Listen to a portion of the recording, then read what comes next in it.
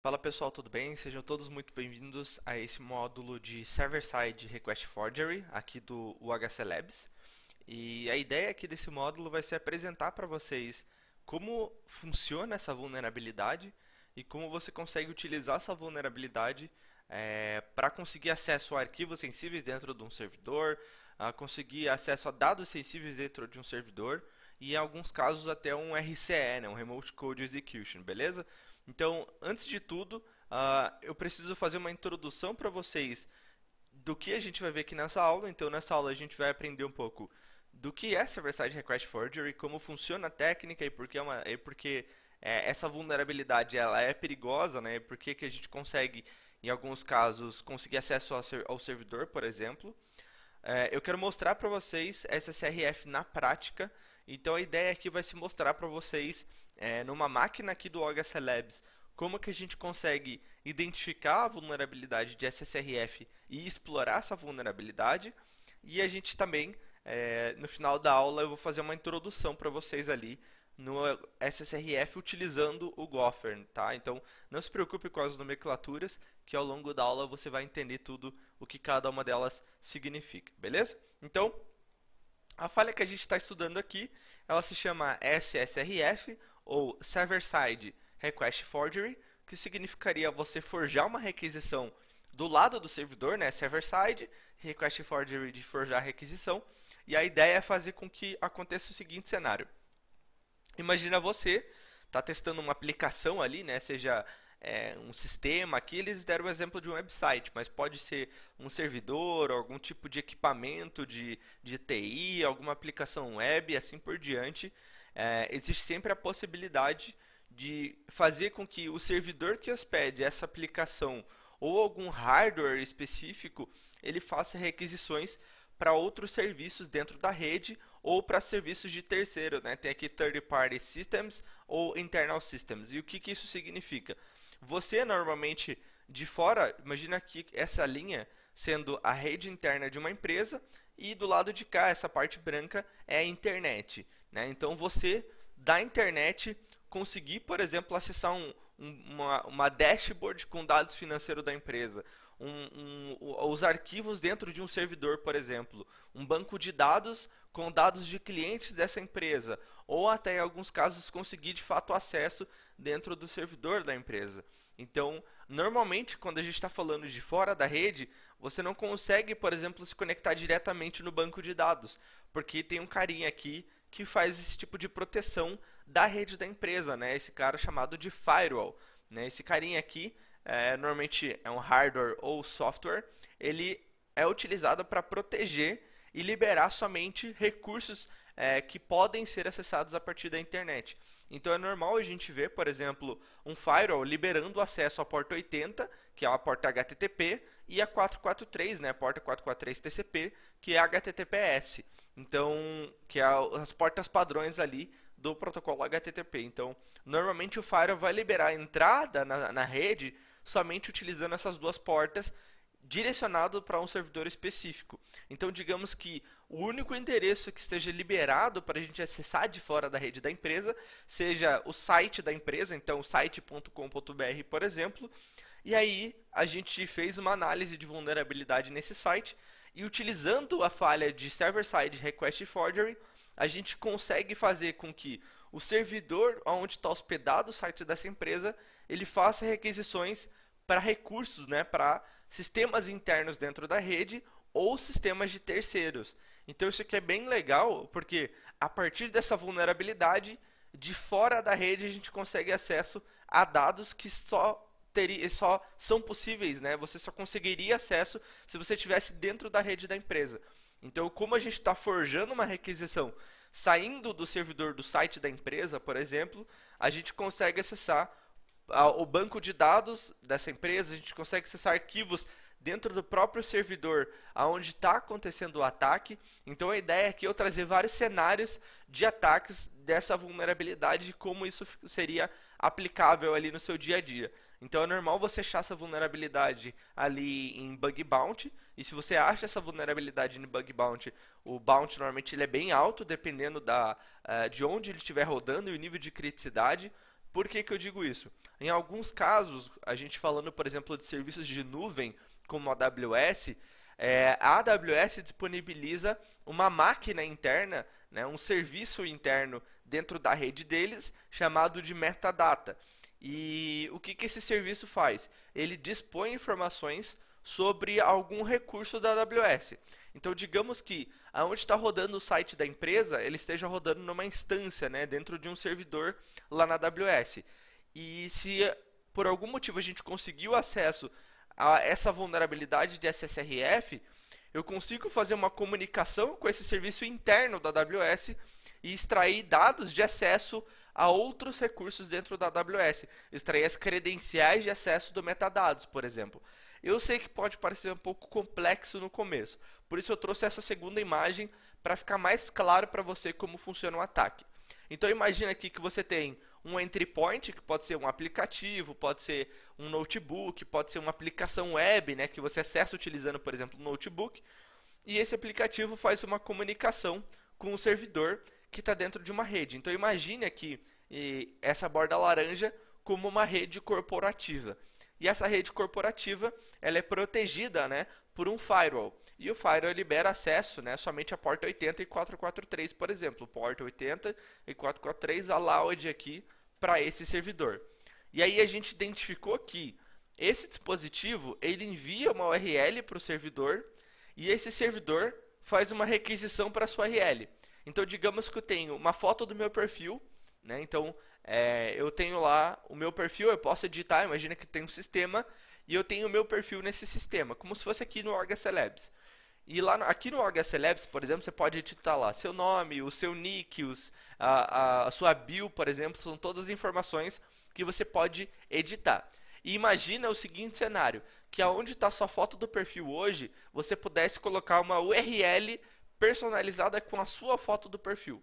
Imagina o seguinte cenário, você pode trocar a URL do seu perfil, da foto do seu perfil, para uma outra URL, e quando você enviar isso para o servidor vai fazer uma requisição para essa imagem da sua foto do perfil e baixar ela para dentro do servidor. Nesse cenário, a gente conseguiria, por exemplo, colocar na imagem do seu perfil uma URL maliciosa e fazer com que o servidor faça uma URL para um local malicioso. Então, utilizando essa vulnerabilidade de Server-Side Request Forgery, a gente consegue atacar outros serviços que estão dentro da rede, como, por exemplo, um banco de dados não relacional, um Elasticsearch, um Kibana, um Memcache, que seria um serviço de cache, o Redis também é um serviço de cache, ou um outro banco, como o MongoDB, que é um serviço de NoSQL, mas não limitado a esses carinhas. Você também conseguiria acesso a um MySQL, por exemplo, a um PHP, ao FastCGI, né? Então, você tem vários cenários, a Bix também. Então, você tem vários cenários que a gente consegue se conectar em outros serviços utilizando essa falha. E onde normalmente essa vulnerabilidade ela vai aparecer para você? As URLs, né, os parâmetros mais comuns que você vai encontrar em aplicações e que possivelmente, né, pode ter essa vulnerabilidade de SSRF é esse top 25 que eu coloquei aqui.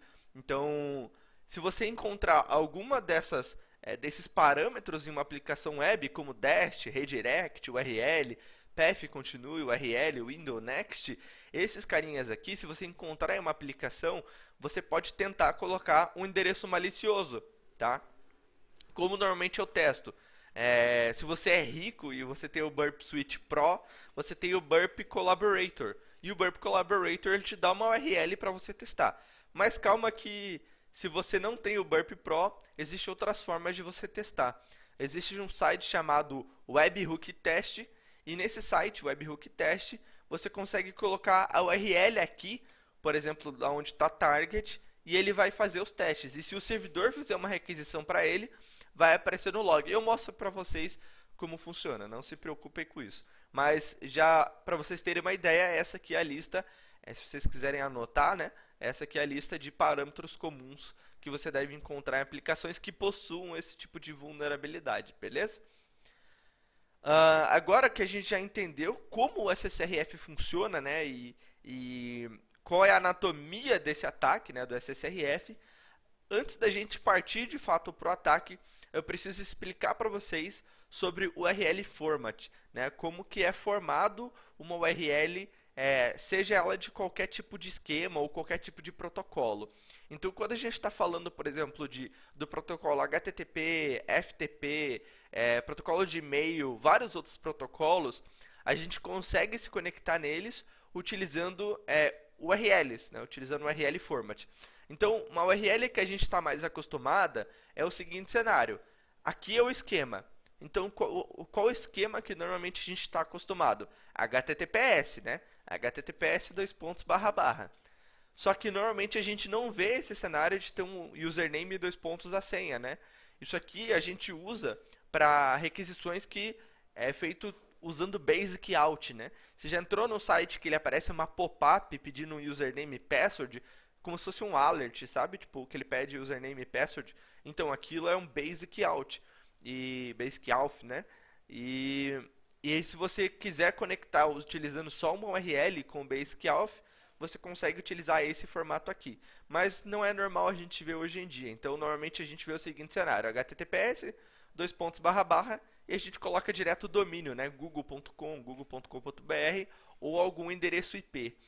E aí a gente coloca dois pontos e a porta, né? Por padrão, o navegador, se você digita https google.com, o próprio navegador já coloca a porta 443 lá para você, né? Se você colocar http google.com, ele vai lá e coloca a porta 80 por padrão.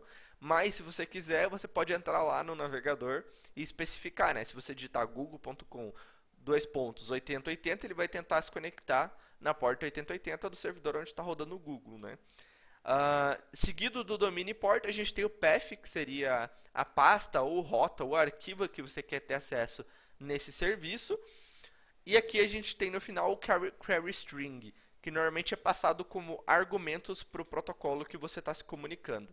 Então eu trouxe alguns exemplos aqui para gente. Então digamos que eu estou me conectando no site.com.br, na porta 8080, utilizando o login admin e a senha admin. E eu estou acessando aqui a rota portal, passando o ID 1 para dentro do sistema. Isso aqui utilizando o protocolo HTTP, por exemplo. Mas eu também posso utilizar esse mesmo esquema para me conectar, como eu falei, em outros protocolos, como FTP. Então eu posso digitar lá ftp ftp.site.com.br 21, que é a porta padrão do FTP, barra a pasta dentro do serviço do FTP. Então barra pasta 123, por exemplo. Isso aqui é legal porque se você digitar no seu navegador isso aqui, vai funcionar, entendeu? Se você digitar ftp ftp e algum FTP mesmo que você conheça, que exista, digitar ftp o endereço do FTP, ele deve abrir para você. E também, se esse FTP tiver um login e senha, você também pode usar esse mesmo formato aqui de login e senha. A gente tem um outro esquema que a gente chama de file. Você consegue usar esse esquema para ler arquivos dentro do servidor. Então, note que o file começa com a mesma estrutura. Então, esquema file, só que note que aqui, depois da segunda barra, a gente não tem o domínio, por exemplo, que nem nesse caso aqui, né? A gente pula direto para outra barra, que é a barra do path. Então, aqui, no caso do file, a gente não tem o nome do host, o nome do domínio, o endereço IP, não tem. A gente digita file, e aí barra e o endereço do path, né? Do arquivo onde você quer ler. Então, isso aqui é bem interessante. Em alguns casos, a gente consegue utilizar o SSRF para trigar esse tipo de ataque, né? A gente consegue trigar um LFI a partir de um SSRF, é bem legal, né? E aí a gente também tem o Gopher, né? O Gopher ele é um protocolo utilizado antigamente entre faculdades para transferência de documentos. Então, antigamente as faculdades precisavam enviar um documento de uma universidade para outra e eles utilizavam esse protocolo para enviar esse documento.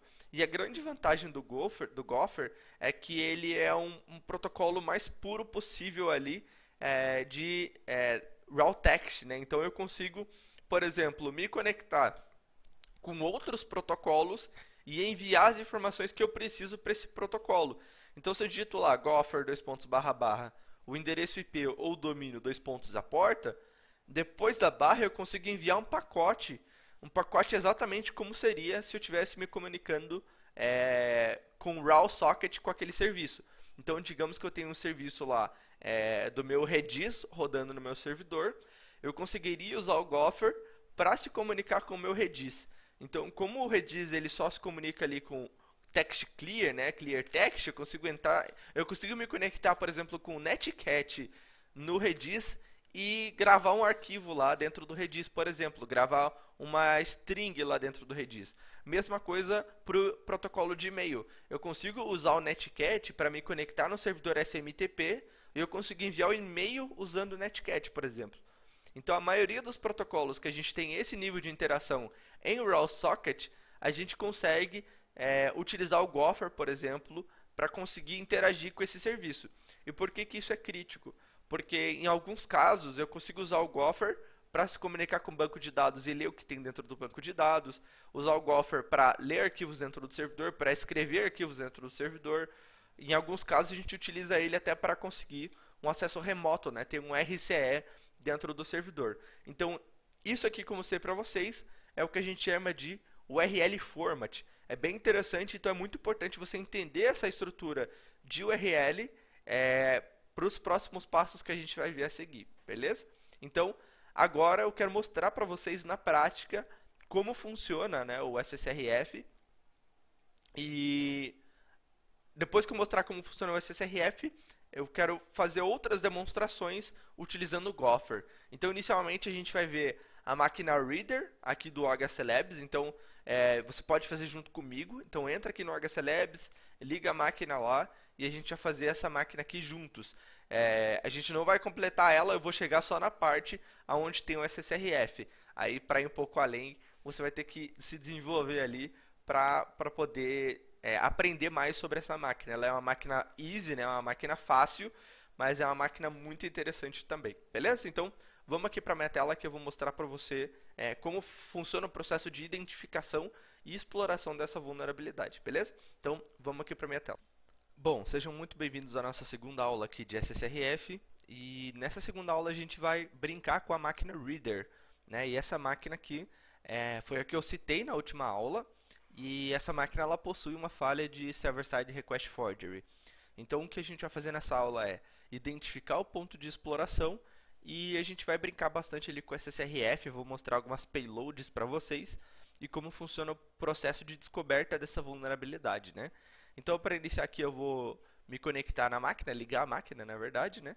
Então o HC Labs já ligou a máquina para mim aqui e aqui nessa outra tela eu vou conectar na VPN lá do HC Labs. Então vou entrar aqui nos meus downloads e vou conectar no HC Labs OpenVPN. Beleza, então a gente está conectado aqui na VPN. Eu posso pegar o endereço IP da máquina aqui e ver se ela já está pingando aqui pra gente, né? Ver se ela já está respondendo, né? Se a máquina já está no ar.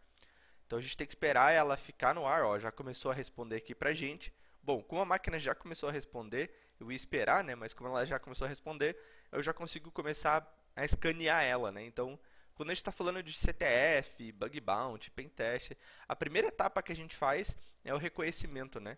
Então eu vou rodar um Nmap na máquina aqui para ver quais portas tem abertas, né, na máquina. Então a gente tem 22, que é SSH, 111, que é RPC Bind, e 80, que é HTTP, né? Então a gente pode abrir aqui no meu navegador.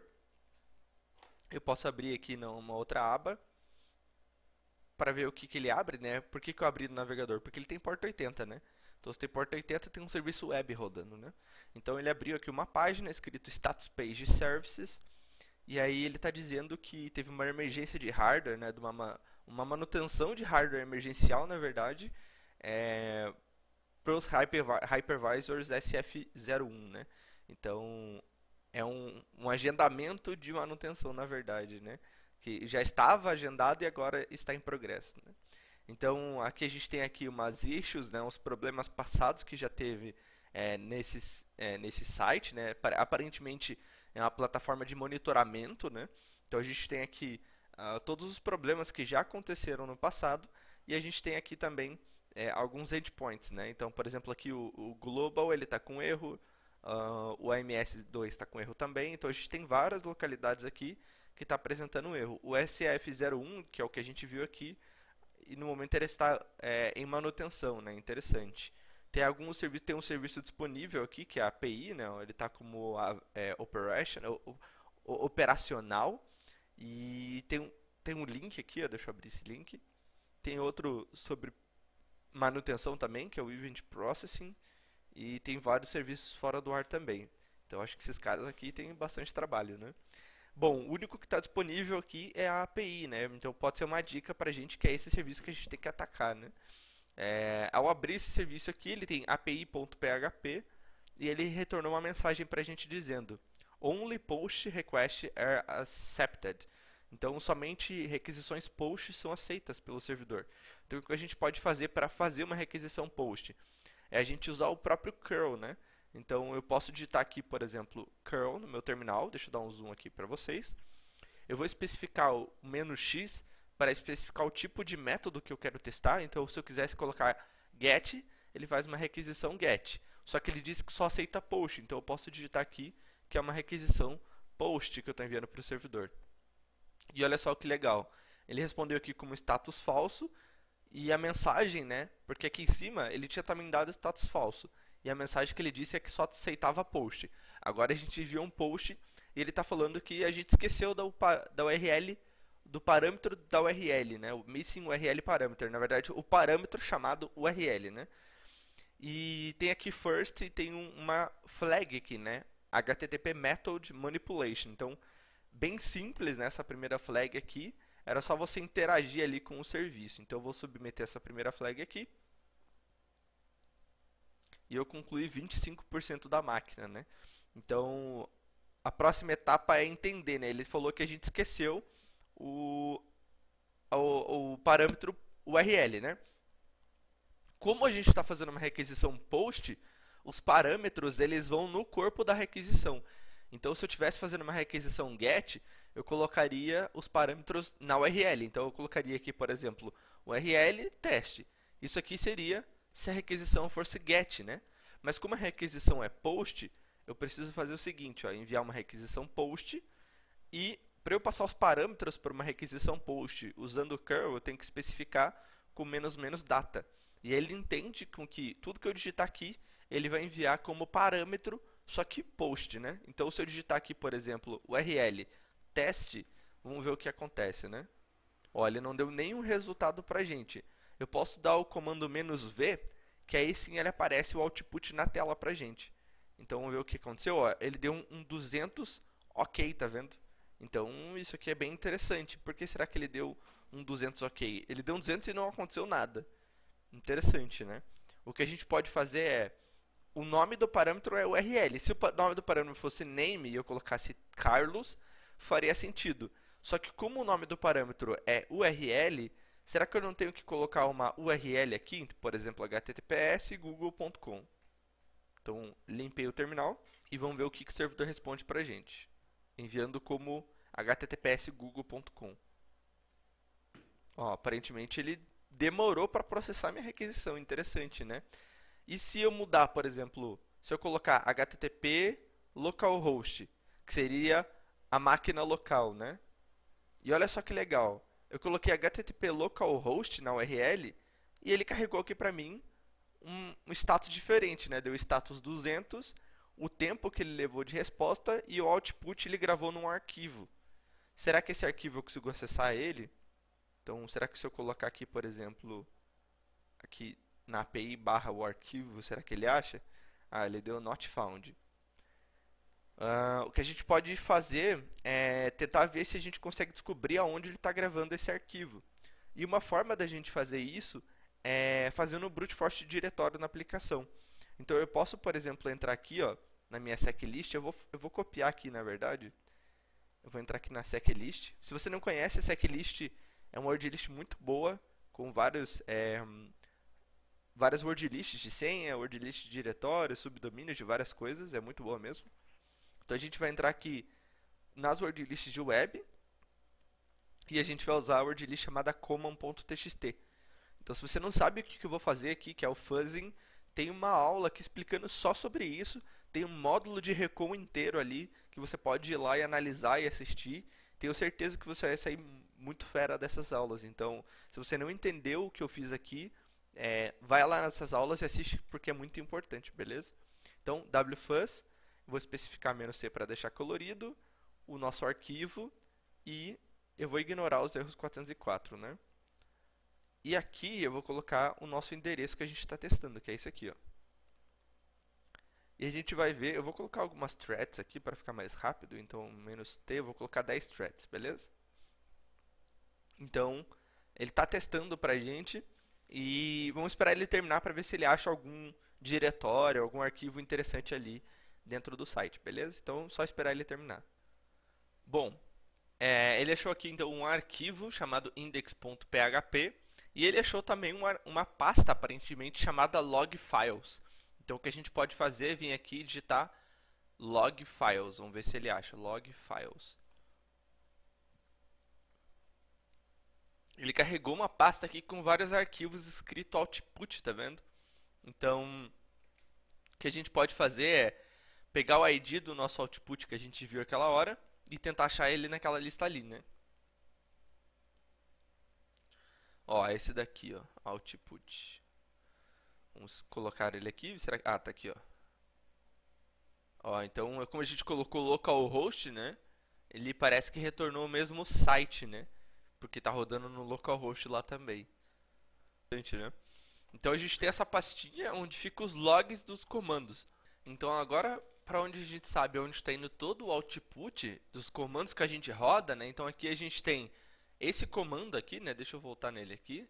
Então a gente tem o seguinte comando, esse comando aqui. Como a gente consegue especificar o URL aqui, né? Na nossa requisição, e ele grava o output com o resultado desse comando aqui, então a gente tem uma API que ele pede uma URL para ele verificar o status dessa URL, né? Então, lembrando, a gente tem um site que ele verifica e notifica problemas com esses ativos aqui, né? E ele tem essa API justamente para verificar se esse host está ativo ou não. Tanto que ele retorna aqui, ó, status 200 ok, então a página está funcionando, o tempo de resposta dela é isso aqui. Então a página está ativa e está funcionando.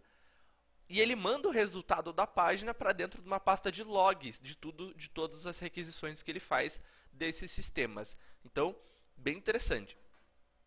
O que a gente pode fazer agora aqui? Como a gente sabe que essa aplicação está fazendo essa requisição, essa API, a gente pode voltar no nosso slide e ver e testar, né? A gente pode testar todos esses formatos de URL. A gente pode testar, por exemplo, a leitura de um arquivo. Será que funciona? Vamos ver se a gente consegue fazer esse teste aqui. Então eu vou digitar aqui file, // e aí isso aqui é o esquema, né? Aí aqui a gente vai especificar o resto da nossa URL. E aí como não tem o host, né? Tipo localhost, não tem, né? Então eu não preciso especificar. Eu só digito /etc pswd, que é o caminho do arquivo que eu quero ler, né? Então eu vou enviar para o servidor e a gente pode ver o output lá na nossa pasta do output, né? E olha só, ele apareceu aqui pra gente o seguinte cenário. A gente consegue, né? A gente descobriu que dá para ler arquivos dentro do servidor. Então esse aqui é o resultado do etc pswd. Então isso aqui é bem crítico, porque com esse carinha aqui a gente consegue fazer outros ataques, né? Então a gente acabou de comprovar que realmente existe um server-side request forger aqui. Só que outra coisa que dá pra gente fazer, além de ler arquivos, a gente também pode fazer port scanning. Então a gente pode fazer um scan de portas na máquina. Então digamos o seguinte, lembra que aqui no nosso esquema a gente tem esquema, usuário e senha, por exemplo, o host, 2 pontos e a porta. Então a gente pode usar essa estrutura, por exemplo, no localhost, e aqui no lugar da porta a gente fazer um scan de porta. Por exemplo, se eu colocar aqui porta 22, o que será que acontece? Será que ele dá um erro? Ó, enviei aqui, ó, HTTP, só que em vez de colocar a porta 80, eu coloquei a porta 22 lá do servidor. E ele não respondeu nada pra gente. E se eu colocar, por exemplo, porta 111? Não respondeu nada. E se eu colocar uma porta que 80, por exemplo? Ele responde. Então, quando a porta existe, ele responde pra gente com conteúdo. E quando a porta não existe, ele responde pra gente sem conteúdo. Então o que a gente pode fazer é colocar um script, dá pra gente criar uma coisa bem simples aqui mesmo, para ele ir mudando o número da porta. Então, por exemplo, quando ele tiver resposta, ele aparece. Quando não tiver, ele não aparece. Então o que a gente pode fazer é o seguinte: for porta in até 10.000, né? Da porta 1 até 10.000. Então eu quero que você faça isso. Eu quero que você exiba, né? Dê um eco na porta que está rodando. E depois você conclui. Então olha só, ele foi do... Opa, eu coloquei 1.000, é 10.000, né? 10.000. Ó, então ele foi do 1 até o 10.000 aqui, tá vendo? Então o que a gente vai fazer aqui agora é pegar a nossa requisição que a gente tem. Então a gente tem a seguinte requisição aqui. Vou copiar ela. Copiar a nossa requisição. E eu vou colocar lá dentro do nosso loop. Ó. Vou fazer o seguinte. Ao invés dele só dar um eco na porta, eu vou rodar, né? Então eu vou fazer a nossa requisição curl com esses dados, só que aqui no lugar da porta eu vou especificar que eu quero colocar a porta que ele vai estar rodando. Então agora o que ele está fazendo? Ele está fazendo várias requisições, né? Em várias portas, e uma porta que der certo ele vai exibir o output na tela. Só que eu não sei qual porta que ele está testando, né? Então uma coisa que eu vou fazer para a gente saber se deu certo ou não é exibir qual que é a porta. Ó, porta. E aí a gente exibe o resultado dessa porta aqui logo em seguida, né? Ó, então ele testou a porta 1, testou a porta 2, testou a porta 3. Então, o que ele está fazendo, só revisando, né? Porque a gente já falei várias vezes. Basicamente o que ele está fazendo é um loop, né? Então ele criou uma função que dentro dessa função ele passa o número da porta que ele está fazendo o scan.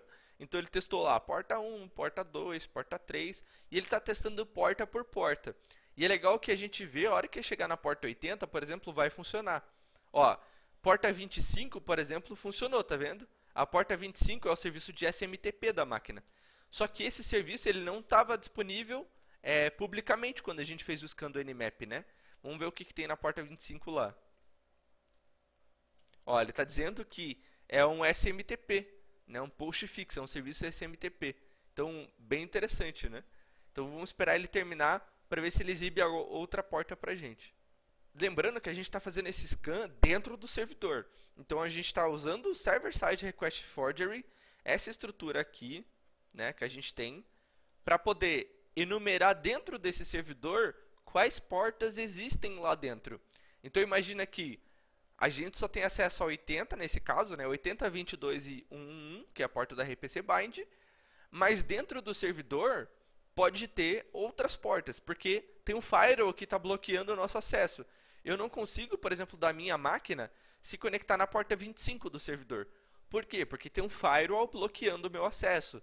Ou porque o serviço ele só está rodando dentro da máquina. Então, quando o serviço só está rodando dentro da máquina, ele não funciona externamente. Ó, a porta 80 ele também deu certo. E a gente pode esperar que ele terminar. Eu acho que é mais fácil a gente especificar as portas mais comuns, na verdade. Porque assim ele vai demorar bastante. Então, o que eu vou fazer? Eu vou criar uma lista aqui, ó, de portas. Ó, vou colocar portas comuns. Portas. Eu vou colocar portas TXT, tá? Então, portas comuns. 21, que é FTP. 22 SSH, 23 Telnet, 25 SMTP, 80 que é o Apache, 88 que é o Kerberos, a gente tem 139 que é Samba, a gente tem 445 que também é Samba, a gente tem 389 que é LDAP, né, que é o serviço do LDAP, a gente tem 3306 que é o MySQL, a gente tem o 8080 que é o serviço onde roda Tomcat e outros servidores. A gente tem várias outras portas, né? A gente pode pensar em outras aqui também. Deixa eu pensar. 443 que a gente não colocou também, que pode estar fazendo bind no servidor. 443 que também é comum a gente ver em servidor. 631 que também é um serviço comum da gente ver do CIF, se eu não me engano, né? É o 631. E eu vou colocar essas aqui só de exemplo para a gente ter uma ideia, tá? E agora, ao invés de fazer esse for baseado nessa lista aqui, eu vou fazer baseado na lista de portas. Então, ó, portas TXT. Então ele vai fazer baseado no conteúdo do portas, ó. Então ele testou 21, 22, 23, 24, ó, 25 deu certo. Ó, 80 deu certo, 88 não. 3306 não, 8080, ó, 8080 deu certo, 8443 não, 631 não. Então a gente tem 25, 80 e 8080. Vamos pegar esse output da 8080 que a gente ainda não viu, né? Só falta ele pra gente ver. Então, ó, hey, bem-vindo ao servidor local.